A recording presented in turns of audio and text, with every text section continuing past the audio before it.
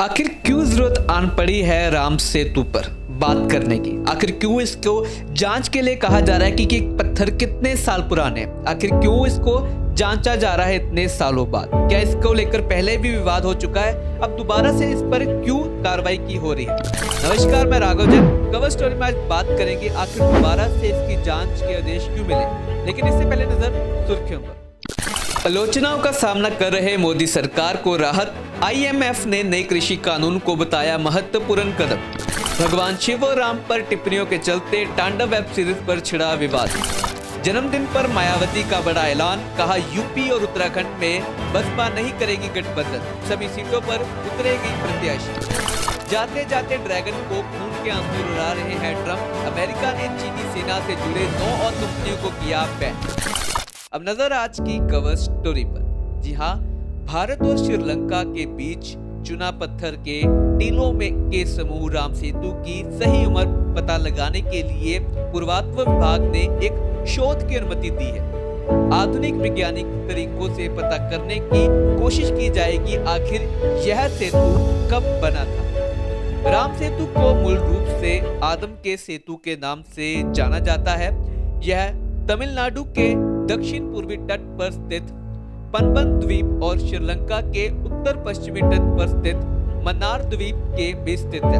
हिंदू धर्म को मानने वालों के बीच मान्यता है कि इसे भगवान राम की वानर सेना ने बनाया था, इसलिए भारत में इसे राम सेतु के नाम से भी जाना जाता है। लेकिन क्योंकि रामायण के पात्र या उससे जुड़ी जो स्थानों की हम बात की जाए तो ऐतिहासिकता का आज तक कोई जो कहे तो प्रमाण नहीं मिल पाया, इसलिए सेतु के बनने के इतिहास को लेकर हमेशा से विवाद रहा है। मीडिया में आए दिन कुछ रिपोर्टों में दावा किया जाता है कि पुरातत्व विभाग ने अब इस विवाद को शांत करने के लिए एक व्यापक अध्ययन की अनुमति दी है।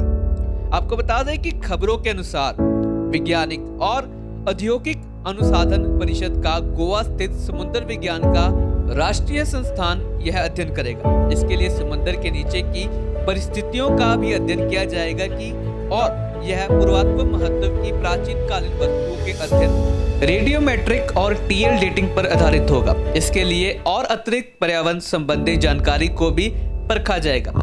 क्या है ये राम समुद्र परियोजना?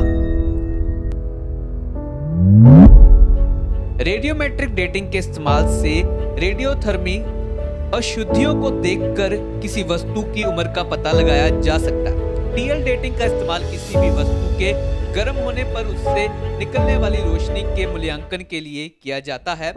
शोध संस्थान इस अध्ययन के लिए अपनी विशेष नौकाओं का भी इस्तेमाल करेगा, जो समुद्र की सतह के नीचे जो कई बात की जाए तो नमूनों ले जाने में सक्षम है। कई दशकों से विचाराधीन सेतु समुद्री परियोजना की वजह से राम सेतु पर बहस छिड़ हुई है। इस परियोजना का उद्देश्य भारत के पूर्वी और पश्चिमी तटों के बीच एक नौ परिवहन मार्ग बनना है, जो भारत और श्रीलंका के बीच समुद्र से होकर गुजरेगा। अभी वहां पानी छिछला होने और आदम के सेतु के होने की वजह से जहाज उस इलाके से गुजर नहीं पाता। भारत के दोनों तटों के बीच आवाजाही करने वाले जहाजों को या अंतर्राष्ट्रीय मार्ग पर निकले लिए हुए जहाज है, सभी को श्रीलंका के इर्द गिर्द घूमकर जाना पड़ता है। इस मार्ग के बन जाने से जहाजों को काफी समय और ईंधन बचेगा।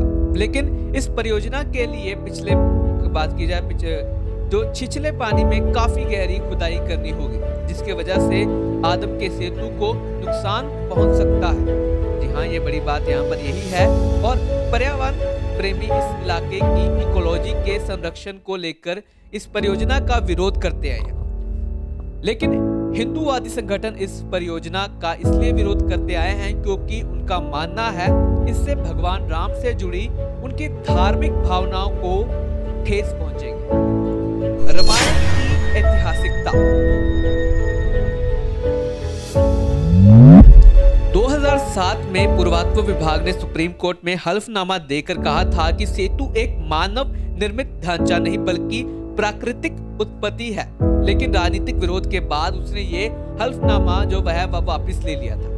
मामला सुप्रीम कोर्ट में एक दशक से भी ज्यादा चला, लंबित हुआ और इस पर सुनवाई रुकी हुई है। माना जाता है कि सालों तक सेतुसमुद्रम जो परियोजना पर काम होना है और करोड़ों रुपए के खर्च होने के बाद भारत सरकार ने अब इस परियोजना को बंद करने का फैसला कर लिया है। कुछ रिपोर्टों की माने तो इस परियोजना पर अभी तक कम से कम 800 करोड़ रुपए खर्च हो चुके हैं और अगर मीडिया रिपोर्ट के दावों की बात की जाए तो ताजा शोध का उद्देश्य रामायण की ऐतिहासिकता को साबित करना है। ऐसा एक बात की जाए तो ये परियोजना गुजरात के समुद्री तट के करीब पौराणिक द्वारका नगरी को ढूंढने के लिए पिछले 2 साल में चल रही है और इस पर अभी तक लाखों रुपए खर्च हो चुके हैं। तो देखना होगा कि अब ये शोध को अनुमति मिल जाती है या फिर नहीं। खबरों के लिए हमारे साथ बने रहें और देखते रहें आज शाम प्लस।